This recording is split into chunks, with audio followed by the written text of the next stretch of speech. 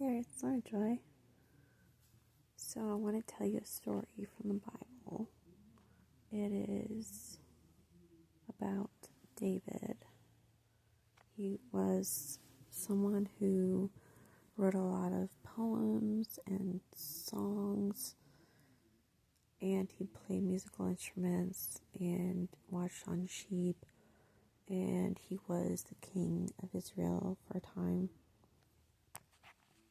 He was one of the people that ruled Israel back in the day. So,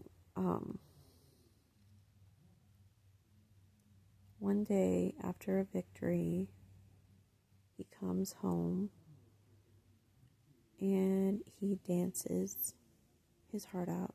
He dances his little heart out in the street, naked. And his wife looks down at him and she despises him for being naked in front of everyone. And he finds out about this and he curses her basically. She's cursed, and her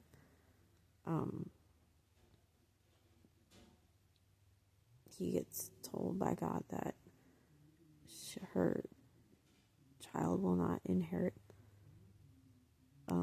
the throne or something like that. I know that Solomon was the one who inherited the throne. Not Solomon. Yeah, Solomon. And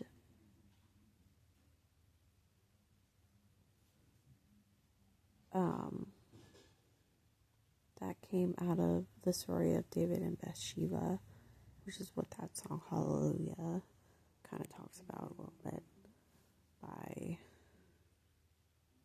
I don't remember his name. So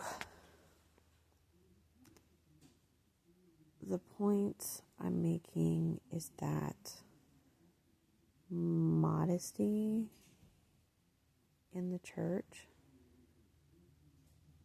should not be about, oh, this person is wearing less clothing than somebody else, so they should be ashamed of themselves. Oh my gosh, the Bible literally just said there's nothing wrong with you. There's nothing wrong with having openness in your life. There's nothing wrong with your body. Be proud of the body that God gave you. That's basically what he's saying. Excuse me. And the one thing the Bible talks about, it does say to dress modestly, Peter talks about that. But he's talking about not braiding your hair, wearing headdresses and stuff. He's talking to a specific type of people in a specific time period. He's not talking to modern day people. Also, the thing about braiding your hair is that we've found out that when you do things to your hair to shape it when it's not loose, when you bend it, it breaks. When you put your hair up, your hair can stretch and break. When you braid it, it can also break. It also manipulates the shape of it, so in a way, it's body dysmorphia.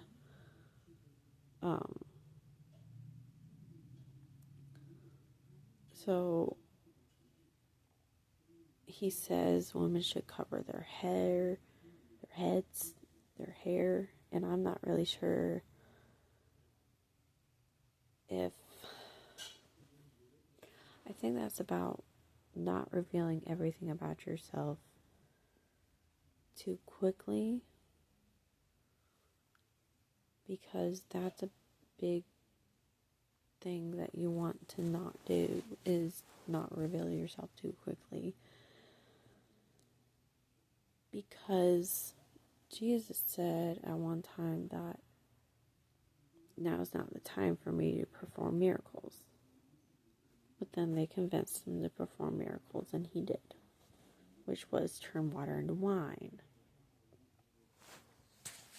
There's a lot of different types of things in the Bible that don't make sense. But that's because they're for a specific people in a specific time period, spoken to one person who has a different purpose than you. So if you take things out of context, they don't make sense. In Psalms it says to King Lemuel's mother,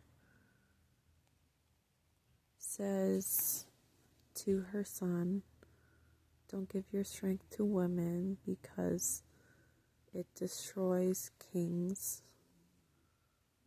Do not drink wine or strong drink. It is not for kings. Oh, Lemuel, it is not for kings to drink wine or strong drink. Least they drink and forget the law. And I think it's pervert the justice of iniquity or something. It's something along those lines. So I'm just saying,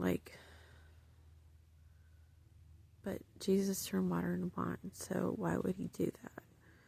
Well, it's because there's a deeper meaning behind those two sentences. There's a deeper meaning. It means, when you're going down a path that's narrow, you don't want to go too far this way, and you don't want to go too far that way, because you could fall off the edge on both sides, or step in something gross on both sides, or something. So it's getting you on the right path. That's what they mean by that.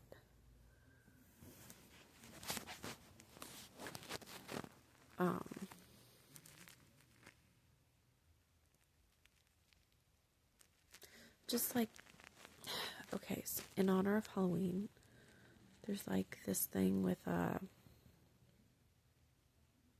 demon possession in objects, and I don't think people understand what that means. I think that it's the feeling you get when you see something, and it changes the way you think about things. That's at least one way of looking at that. A realistic way of looking at that. I personally don't believe that we see ghosts and demons nowadays. For some reason, we don't. I do think at one time they were a thing, but I don't think we see that now. I really don't. I think what people mean when they say that is that that's the feeling they get when they see that object. I feel like a spirit came over me, means that I had a certain mentality and thought process when I saw this object or this person or had this memory. It's hallucinations can cause you to think that there's a spirit thing going on, but it's so complicated to talk about. But people really misunderstand what it means. They really do. When people describe things, we describe things in ways that don't make sense. And you need to realize that before you throw somebody in a mental institution. So, just saying. Um,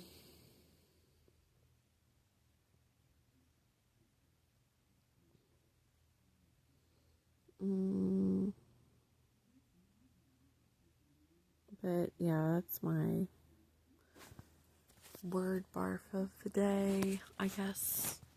One way of putting that. Anyway, you take care. Thank you for listening to what I had to say. And I hope you gleaned something from what I have said. Anyway,